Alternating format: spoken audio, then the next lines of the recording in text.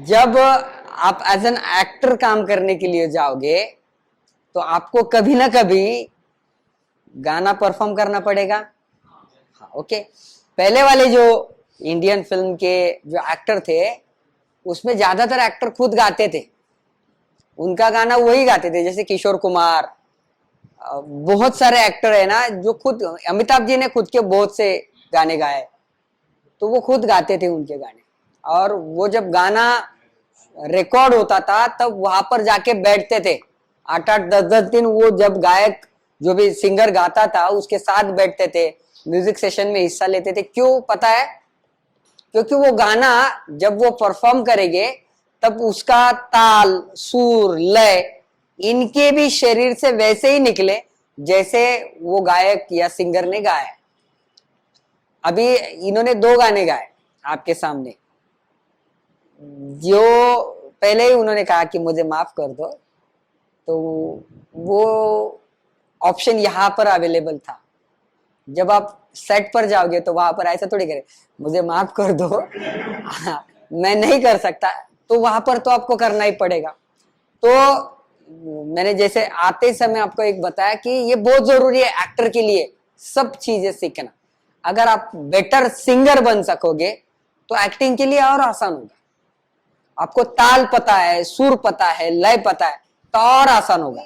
जब गाना परफॉर्म करना पड़ता है ना कोई भी, तो सिर्फ लिप सिंक करके फायदा नहीं होता है ना, वो एक्सप्रेशंस आने पड़ते हैं फेस कर, बॉडी लैंग्वेज वैसी होनी चाहिए कि जैसे अभी कोई भी पुराना गाना ले लो तो एक तो हाई पिच में था, जैसे वो शम्मी कपूर का एक गाना है, कौन सा हाई पिच वाला पता है आपको?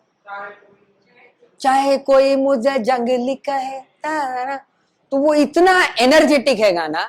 अगर उसमें शम्मी कपूर ने चाहे कोई मुझे जंगली कहो कहने ऐसा किया होता तो वो सूट नहीं होता था। तो वैसा ही चाहिए था जैसे वो गाने में किया है। या फिर देखे जरा किसमें कितना है दम, ये गाना अगर लो इंटेंसिटी में लिया तो ये गाना ही एनर्जेटिक है ना। तो देखे जरा किसमें कितना है दम, जम के रखना कदम ओ मेरे साथिया, तो वो एनर्जी आती है। अगर ये लो में किया तो एनर्जी चली जाती है। तो ये आर्टिस्ट को एज एन एक्टर आपको पता होना चाहिए कि ये गाना उसका पिच एग्जैक्टली क्या है, स्केल क्या है, उसका किस स्वर में वो गा रहा है। ना तो वो गा रहा है इतने ऊपर और अपना ये कर रहा है, तो ये गड़बड़ हो जाएगा। या फिर ये लो इंटेंसिटी में गा रहा है, मेरा जीवन कोरा कागज, अब वो गा रहा है मेरा जीवन, तो वो भी मैच नहीं होगा जो भी कुछ है। तो गाना उसके इर्द गिर्द जो उसकी भावनाएं होती है, उसका स्वर होता है। जब आप डायलॉग बोलते हो तो डायलॉग को भी रिदम होता है, आपको पता है? डायलॉग में भी एक रिदम होता है। वो रिदम छोड़ के अगर बात करोगे तो आप ऑडियंस से कनेक्ट नहीं हो पाओगे। जब मैं बात करता हूं ना तो मेरे आवाज में एक रिदम आता है ना, तो वो रिदम आपको पकड़ के रखता है, आपके कानों को पकड़ के रखता है। पहले इंडिया की सबसे पहली फिल्म कौन सी है बताइए मुझे? कौन बोला? मुगले आजम, हरिश्चंद्र, आलम आरा, हरिश्चंद्राची फैक्ट्री और हरिश्चंद्र, राजा हरिश्चंद्र। हाँ, देखो आप जिस फिल्म इंडस्ट्री में काम कर रहे हो उसकी हिस्ट्री तो जानना पड़ेगा आपको। एक है इंडिया की पहली फिल्म जो है वो ऑफिशियली कही जाती है कि दादा साहब फाल्के, जो बहुत ही जाने माने डायरेक्टर लेखक थे, इनकी पहली फिल्म राजा हरिश्चंद्र। लेकिन ये बात गलत है, ये तो हमें बताया गया है और हम वो ही गूगल पे सर्च करके बता देते हैं। इंडिया की पहली फिल्म है भक्त पुंडलिक, जिसको दादा साहब तोरने ने बनाया था। 3 मई 1913 को दादा साहब फाल्के की पहली फिल्म राजा हरिश्चंद्र प्रदर्शित हुई थी और जून 1912 में दादा साहब तोरने जी की पहली फिल्म रिलीज हुई थी मुंबई के कोरोनेशन थिएटर में, जिसका नाम था भक्त पुंडलिक। तो दादा साहब तोरने जो थे, उनकी फिल्म दादा साहब फाल्के से 1 साल पहले इंडिया में रिलीज हुई थी, और उसके बाद 1 साल के बाद दादा साहब फाल्के जी की फिल्म रिलीज हुई थी, जिसका नाम था राजा हरिश्चंद्र। ये इंडिया की पहली फिल्म, मतलब इसके पहले 20-25 सालों का इतिहास फिल्मों का है, जो इसके पहले ब्रिटिशर्स, यूरोपियन कंट्रीज, इन कंट्रीज में फिल्में बनती थी। और जब ब्रिटिश इंडिया में आ गए तो ब्रिटिश लोगों को एंटरटेनमेंट के लिए यहां पर कुछ नजर नहीं आ रहा था। यहाँ का जो एंटरटेनमेंट था वो क्या था, एक तो गांव का जो नाटक मंडली है वो, या जो लोकगीत लोक कलाएं थी वो, लेकिन वो म्यूजिकली उनको सुनना पसंद आता था, लेकिन लैंग्वेज वाइज उनको कुछ समझ में नहीं आता था। सो एंटरटेनमेंट के लिए ब्रिटिशर्स लोगों ने खुद के देश में जो प्रोजेक्टर और फिल्में थी उसके रिकॉर्ड्स लेके आ गए, और इंडिया में अपने खुद के छोटे छोटे थिएटर्स बनाए, जहां पर सब ब्रिटिश लोग या कुछ व्यापारी लोग फिल्म देखने जाते थे। उस ब्रिटिश के साथ जिसका वो सब प्रोजेक्टर और तंबू था, उनके साथ दादा साहब तोरने काम करते थे, और उनका पूरा प्रोजेक्टर लगाने का काम, फिल्म दिखाने का काम, ये सब काम करते करते दादा साहब तोरने फिल्म सीख गए। और दादा साहब तोरने ने पहली फिल्म बनाई थी भक्त पुंडलिक, जो रिलीज हुई थी कोरोनेशन थिएटर में, वर्ल्ड वाइड उसका स्क्रीनिंग हुआ था। और उसके बाद दादा साहब फाल्के जी की पहली फिल्म आ गई, दादा साहब फाल्के की पहली फिल्म राजा हरिश्चंद्र, जो 1913 में आई थी। अगर दादा साहब तोरने जी के बारे में अगर ज्यादा जानना चाहते हो तो उस समय के टाइम्स ऑफ इंडिया में दादा साहब तोरने जी के भक्त पुंडलिक का एक इश्तिहार छापा गया है, और वो इश्तिहार 1912 का है, और दादा साहब फाल्के जी की फिल्म 1913 में आ गई थी।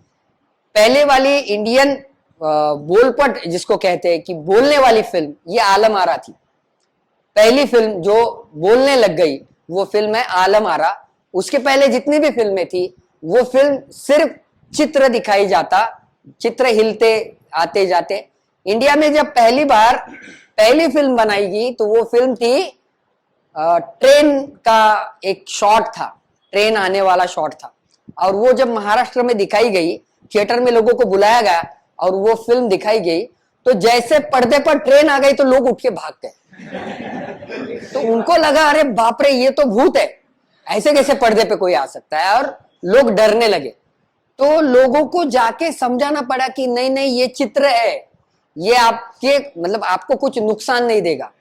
तब जाके धीरे धीरे लोग बाहर से देखते, ऐसे करके फिर धीरे धीरे आके बैठ गए। और फिर पहले फिल्म चलाने के लिए पहले म्यूजिक का कार्यक्रम करते थे, नाटक बिटक करते थे, फिर वो देख के लोग खुश हो जाते थे, उसके बीच में फिल्म दिखाते थे, क्योंकि लोग बैठे पहले, उनको थोड़ा सा एक माहौल बनाने के लिए म्यूजिक बजाया जाता था, गाना बोल दिया जाता था, उसके बाद में फिल्म दिखाई जाती थी। तो फिल्म के लिए ऑडियंस ही नहीं था इंडिया में, वो ऑडियंस फिर बनाना पड़ा, और धीरे धीरे वो फिल्म कल्चर इतना डेवलप हो गया, तुम्हारे मेरे दिमाग में, मन में, जहन में, पूरे जीवन में फिल्मों का बहुत महत्व है अभी। और धीरे धीरे फिल्में फिर बोलने लगे। बोलने का जो काम है वो साउंड से होता है। अगर इंडियन फिल्म में या किसी भी पूरे वर्ल्ड वाइड फिल्म में अगर साउंड नहीं रहेगा तो आप फिल्म देख पाओगे? नहीं देख पाओगे। पहले वाली फिल्म देख सकते थे क्योंकि वो एंटरटेनमेंट के लिए नहीं देखते थे, वो आश्चर्य था ना अपने लिए कि यार यार कोई, मतलब चार्ली चैपलिन जी की जितनी भी फिल्में है ना, नो डायलॉग फिल्म। आप एक भी फिल्म चार्ली चैपलिन की जिसमें डायलॉग बोला गया ऐसी है क्या? आपने देखा? कितने सालों पहले की फिल्म है चार्ली चैपलिन की? ज्यादा हो गया, 60-70 से भी ज्यादा समय हो गया जब चार्ली चैपलिन की फिल्में आई थी। मतलब पहले वाली जो फिल्में आती थी ना, वो फिल्मों में अगर कैरेक्टर चलने लगा ना तो हमें दौड़ते दौड़ते मतलब फास्ट चलते हुए दिखता था। मतलब गांधी जी जो स्वतंत्र संग्राम का जो भी फुटेज आप देखोगे, गांधी है, नेहरू है, अंबेडकर है, मौलाना अबुल कलाम आजाद है, बहुत सारे जो नेशनल लीडर्स है, उनके कुछ वीडियो फुटेज है। तो वो वीडियो फुटेज अगर देखोगे तो वो ऐसे फास्ट चल रहे हैं सब। ब्रिटिश आर्मी के कुछ फुटेज है वो फास्ट है, चार्ली चैपलिन का फुटेज फास्ट है। ये क्यों होता था फास्ट? ताकि मतलब ये क्यों, इसके पीछे एक कारण है। 1 सेकेंड जो समय होता है ना, ये समझो यहां से यहां तक 1 सेकेंड की फिल्म चल गई, मतलब 1 सेकेंड हो गया ना, टिंग टिंग, ये 1 सेकेंड हो गया। तो 1 सेकेंड में अभी अगर नॉर्मल स्पीड पर अगर हम फिल्म चलाएंगे तो उसके 24 फ्रेम्स होते हैं, 24 फ्रेम्स। मतलब ये 24 इमेज जो है, ये 24 इमेज एक साथ जब रन किए जाते हैं तो 1 सेकेंड का मूवमेंट बन जाता है, मतलब मूव होता है। ये पेन मैंने पकड़ लिया, ऐसे किया, तो यहां से यहां तक जाने के लिए 24 अलग अलग फ्रेम्स है, तो पेन यहां पर जगह एक मूवमेंट बन गया। तो ऐसे एक फिल्म 2 घंटे की होती है, 2.5 घंटे की होती है, 1.5 घंटे की होती है। हर सेकेंड में 24 फ्रेम्स होते हैं।